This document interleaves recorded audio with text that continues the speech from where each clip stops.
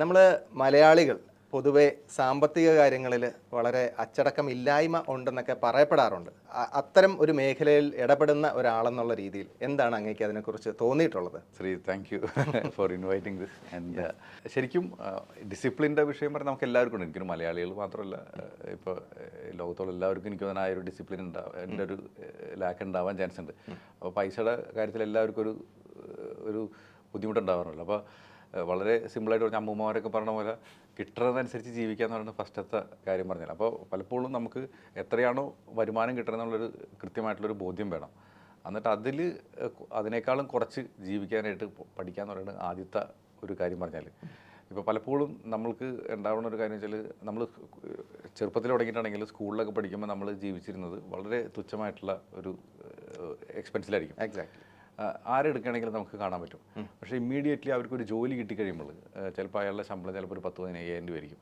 അപ്പോൾ അത്രയും കാലം ചിലപ്പോൾ ഒരു ഇൻഡിവിജ്വലിന് ജീവിക്കാനായിട്ട് 3,000 രൂപയൊക്കെ ഉണ്ടായിട്ടുണ്ടാവുള്ളൂ. ചിലപ്പോൾ അതിനേക്കാളും കുറവുണ്ടാവുള്ളൂ. ഇപ്പോഴത്തെ അവസരമാണ് ഈ പറഞ്ഞത്, ഫോണും കാര്യങ്ങളൊക്കെ ഉള്ളത്. പക്ഷേ ഇമ്മീഡിയറ്റ്ലി ഒരു 15,000 രൂപയുടെ അല്ലെങ്കിൽ 20,000 രൂപയുടെ ശമ്പളം ഓഫർ വന്നു കഴിഞ്ഞാൽ പിറ്റേ മാസം തുടങ്ങിയിട്ട് ആ കിട്ടുന്ന പൈസ മൊത്തം അയാൾ തീർത്തിട്ടുണ്ടാവും. അതിന് പകരം ഇനീഷ്യലി തന്നെ തുടങ്ങിയിട്ട് കുറച്ച് പൈസ മാറ്റി വെച്ചിട്ട് നമ്മൾ ജീവിക്കാൻ തുടങ്ങിക്കഴിഞ്ഞാൽ ഈ പ്രശ്നം തീരും. അപ്പോൾ ആ ഒരു ഡിസിപ്ലിൻ ഇനീഷ്യൽ ടൈമിൽ തന്നെ വരേണ്ടത് ഒരു ആവശ്യമാണ്. പക്ഷേ പലപ്പോഴും പല ആളുകൾക്കും എന്തിന് ഡിസിപ്ലിൻ എന്നുള്ള ഒരു പ്രശ്നം വരും. ഇപ്പോൾ നമുക്ക് എല്ലാവർക്കും അറിയാമല്ലോ, കാലത്ത് ഒരു 5 മണിക്ക് എണീക്കണം, എക്സസൈസ് ചെയ്യണം എന്നൊക്കെയുള്ളൂ. പക്ഷേ പലപ്പോഴും നമുക്കിഷ്ടമുള്ളത് ഉറങ്ങാനാണ്, അല്ലേ? അതെ. അപ്പോൾ ആ ഒരു സ്വഭാവം തന്നെ ഈ പൈസയുടെ കാര്യത്തിലും വരും. അപ്പോൾ പൈസ കിട്ടുന്ന ടൈമിൽ നമുക്ക് പലപ്പോഴും നമ്മളത് അതിനെ റെസ്പെക്റ്റ് ചെയ്യാൻ നമ്മൾ മറന്നു പോകും. അപ്പോൾ നമുക്ക് ചിലപ്പോൾ എന്തെങ്കിലും ഒരു ഹോസ്പിറ്റൽ കേസോ വല്ലതും വന്നാൽ മതി, അച്ചടക്കം അതിൻ്റെ പേരിൽ അയാൾക്ക് ഒരു ഇൻഷുറൻസ് ഉണ്ടാവില്ല, അങ്ങേർക്കൊരു കരുതൽ നിധി ഉണ്ടാവില്ല. അപ്പോൾ കടമാകേണ്ടി വരും. പിന്നെ അടുത്ത മാസം തൊട്ട് EMI അടയ്ക്കുമ്പോൾ ഇൻകം കുറയും, പിന്നെ ചിലവ് മീറ്റ് ചെയ്യാൻ പറ്റുന്നുണ്ടാവും. അങ്ങനെ കുറച്ച് താളം തെറ്റാനായിട്ട് ഞാൻ ചെറുതായിട്ട് പറഞ്ഞതാണ്, ഇനി പറയാം. അത് ആക്ച്വലി ഒരു സോഷ്യൽ കണ്ടീഷനിങ്ങിൻ്റെ ഭാഗമാണ് എന്ന് കൂടെ തോന്നിയിട്ടുണ്ടോ? അല്ലേ, ചിലപ്പോൾ സോഷ്യൽ കണ്ടീഷൻ ആയിരിക്കും. പക്ഷേ അതിനേക്കാളുപരി നമുക്ക് എല്ലാവർക്കും ഒരു ഇൻഡിവിജ്വൽ ഡിസിപ്ലിൻ വേണമല്ലോ. അപ്പോൾ നമ്മൾ കുറച്ചും കൂടി തിയറിറ്റിക്കലി പറഞ്ഞു കഴിഞ്ഞാൽ ആദ്യം ആൾ നന്നാവണം, പിന്നെ കുടുംബം നന്നാവണം, പിന്നെ സൊസൈറ്റി നന്നാവണമല്ലോ.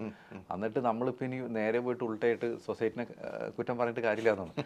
അപ്പോൾ എനിക്ക് തോന്നുന്നത് അവനവൻ തന്നെ ഇപ്പോൾ പലപ്പോഴും ഉണ്ടാക്കാറുണ്ട് വെച്ചാൽ, ഇപ്പോൾ ഞങ്ങളുടെയൊക്കെ ഓഫീസിൽ വിളിക്കുന്ന ആൾക്കാരെ ശ്രദ്ധിച്ചിട്ടുണ്ട്.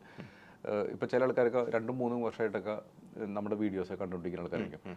ആ ടൈമിലൊന്നും വിളിക്കണം എന്നുണ്ടെങ്കിൽ അവർക്ക് എന്തെങ്കിലും ഒരു കാര്യങ്ങൾ കാണണം, അവരുടെ ബന്ധുക്കളോ ആരെങ്കിലും ടച്ചിങ് ആയിട്ടുള്ള ആരെങ്കിലും അസുഖം വരണം, അവർക്ക് എന്തെങ്കിലും ഫിനാൻഷ്യൽ പ്രശ്നം വരണം, അല്ലെങ്കിൽ പ്രഗ്നൻ്റ് ആവണം, കുട്ടി ഉണ്ടാവുന്ന ഒരു തോന്നലുണ്ടാവണം, അല്ലെങ്കിൽ കുട്ടികളുടെ വിദ്യാഭ്യാസത്തിന് പൈസ കൊടുക്കാൻ പറ്റാത്തൊരു സിറ്റുവേഷൻ ഉണ്ടാവണം. അങ്ങനെ എന്തെങ്കിലും അവരെ ശരിക്കും ടച്ച് ചെയ്യുന്ന ഒരു സിറ്റുവേഷൻ വരുമ്പോഴാണ് നമ്മളെ കോണ്ടാക്ട് ചെയ്യണത്. അപ്പോൾ എൻ്റെ ഒരു ഫ്രണ്ട് പണ്ട് പറഞ്ഞ മാതിരിയാണ്, മൂഡിന് തീ പിടിക്കണം. ആ തീ ഇല്ലാത്തതാണ് നമ്മുടെ എല്ലാവരുടെയും വിഷയം. അപ്പോൾ നമ്മൾ സൊസൈറ്റിനെ കുറ്റം പറയും, പിന്നെ പേരൻസിനെ കുറ്റം പറയും, അവർ വിദ്യാഭ്യാസം നമുക്ക് മണി എഡ്യൂക്കേഷൻ തന്നിട്ടില്ലാന്ന്, പിന്നെ ടീച്ചേഴ്സിനെ കുറ്റം പറയും. അവർക്ക് എന്ത് കാര്യമുണ്ട്, അവനാവും പഠിച്ചാൽ പോരെ. സ്കൂൾ കാലഘട്ടങ്ങളിലൊക്കെ നമുക്ക് അത്തരം ഒരു ഫിനാൻഷ്യൽ എഡ്യൂക്കേഷൻ അല്ലെങ്കിൽ അത്തരത്തിലുള്ള ഒരു സാമ്പത്തികമായിട്ടുള്ള ഒരു അച്ചടക്കമായിട്ട് ബന്ധപ്പെട്ടോ അല്ലെങ്കിൽ മണി മാനേജ്മെൻറ്റിനെ കുറിച്ചോ ഉള്ള ഒരു പാഠ്യ പദ്ധതികളൊക്കെ ഉണ്ടല്ലോ. വളരെ ഒരു ബേസിക് നീഡിൽ പെടുന്ന ഒരു കാര്യമാണല്ലോ ഫൈനാൻഷ്യൽ സ്റ്റെബിലിറ്റി എന്ന് പറയുന്നത്. സോ അത്തരം ഒരു സ്റ്റെബിലിറ്റി നമുക്ക് നേടിയെടുക്കാനായിട്ട് ഇത്തരം ഒരു സ്കൂൾ കാലഘട്ടം മുതലേ അല്ലെങ്കിൽ ഒരു പ്രൈമറി കാലഘട്ടം മുതലേ ഒരു എഡ്യൂക്കേഷൻ സിസ്റ്റം ഇംപ്ലിമെൻറ്റ് ചെയ്യണമെന്നുള്ളത് അഭിപ്രായമുണ്ടോ അത്തരത്തിലെങ്കിൽ? നല്ലതാണ് അതൊക്കെ. ഇപ്പോൾ ശരിക്കും ഞാൻ പഠിച്ചിരുന്ന സ്കൂളിൽ ഒരു സെൻറ്റ് ആൻസ് പറഞ്ഞ ഞങ്ങളുടെ നാട്ടിൽ നല്ലൊരു സ്കൂളാണ്. അവിടെ മോറൽ സയൻസ് ഉണ്ടായിരുന്നു എല്ലാവർക്കും. പിന്നെ അതുകൂടാണ്ട് ഉച്ചയ്ക്ക് ഞങ്ങൾ ചോറുണ്ണേക്കാളും മുന്നേ ഒരു പ്രാർത്ഥന ഉണ്ടായിരുന്നു. അപ്പോൾ ഈ 2 സാധനം ഉള്ളതിൻ്റെ പേരിൽ എനിക്കൊക്കെ ഇപ്പോഴും എന്തെങ്കിലും ഒരു അൺഎത്തിക്കലായിട്ട് കാര്യങ്ങൾ ചെയ്യുമ്പോൾ എനിക്ക് ഓർമ്മ വരും സിസ്റ്റേഴ്സ് പറഞ്ഞ കാര്യം. ഞാൻ സത്യാവസ്ഥ പറഞ്ഞത്. അപ്പോൾ എനിക്ക് തോന്നുന്നു എൻ്റെ കൂടെ പഠിച്ച എല്ലാവർക്കും, എൻ്റെ ഇപ്പോഴും ഞങ്ങൾ സ്കൂൾ ഗ്രൂപ്പൊക്കെ ഉണ്ട്, അവിടെ ആരും അത്ര കുരുത്തം കെട്ടവന്മാരൊന്നുമില്ല. കുറുമ്പന്മാരുണ്ട്, പക്ഷേ മറ്റുള്ള തല്ലുടി അങ്ങനത്തെ ആൾക്കാരൊന്നുമില്ല. അത് കാരണം എനിക്ക് തോന്നുന്ന മോറൽ സയൻസ് ഉണ്ട് അതിൻ്റെ പേരില്ല. ഈ മോറൽ സയൻസിലൊക്കെ ഞങ്ങൾക്ക് കുറേ കാര്യങ്ങൾ പഠിപ്പിച്ചു തരും. എനിക്ക് ഓർമ്മയുണ്ട്, 5ാം ക്ലാസ്സിൽ ഒരു ടീച്ചർ പഠിപ്പിച്ചു തന്ന ഒരു കാര്യം പറഞ്ഞു കഴിഞ്ഞാൽ, നിങ്ങൾ സ്വർഗത്തിൽ പോകുന്ന ടൈമിൽ ഒരാൾക്ക് സ്വർഗ്ഗരാജ്യം കിട്ടിയില്ല അത്രേ. അപ്പോൾ അതിൻ്റെ കാരണം വെച്ചാൽ അയാളോട് തുന്നൽക്കാരനായിരുന്നു. അപ്പോൾ അയാൾ അവസാനത്തെ നൂലുണ്ടല്ലോ അത് കളയും. അപ്പോൾ അതിൻ്റെ പേരിൽ സ്വർഗത്തിൽ കയറ്റിയില്ല ദൈവം. അപ്പോൾ എന്താ കാര്യം എന്ന് ചോദിച്ചപ്പോൾ പറഞ്ഞു വെച്ചാൽ, നീ അത്രയും വേസ്റ്റ് ആക്കണ്ടല്ലോ, അതിൻ്റെ പേരിൽ നിനക്ക് സ്വർഗത്തിൽ ഇതിൻ്റെ ക്രൈറ്റീരിയ അനുസരിച്ച് കയറാൻ പറ്റില്ല. അപ്പോൾ ഞങ്ങൾക്കൊക്കെ മനസ്സിലായി ഭക്ഷണം കളയാൻ പാടില്ല, അതിൻ്റെ പേരിൽ ആണ് ഇത് വന്നത്.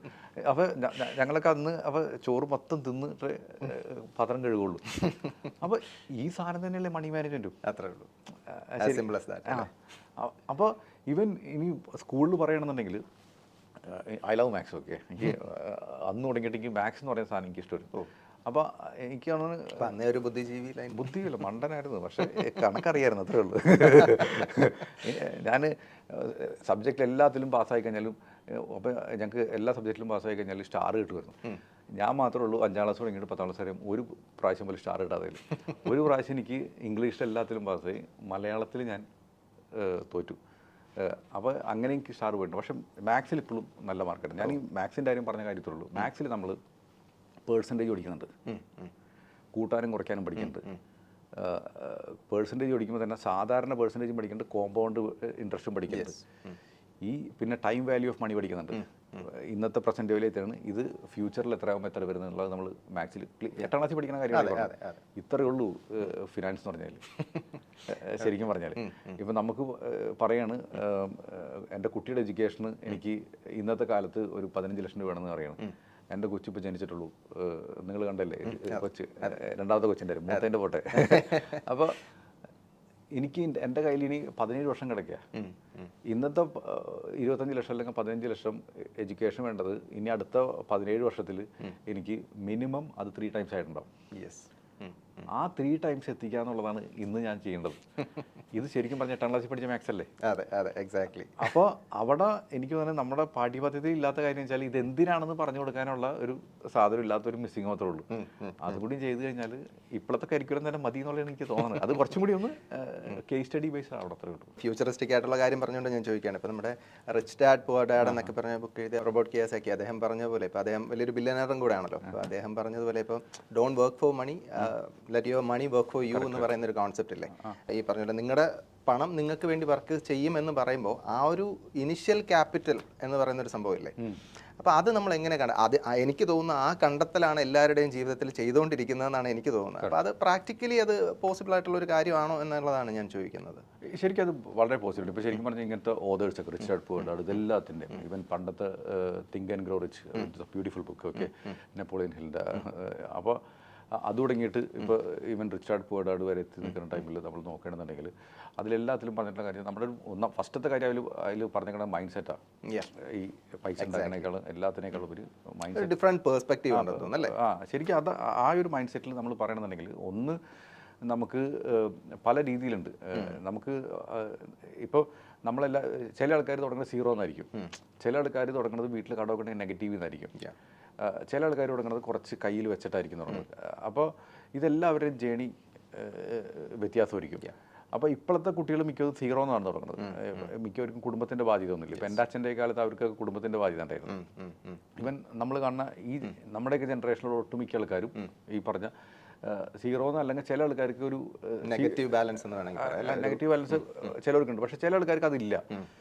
അത് ഭയങ്കര ഒരു ഭാഗ്യമാണത്. യെസ്, അങ്ങനെ എക്സാക്ട്ലി, അതൊരു പ്രിവിലേജ് ആണ്.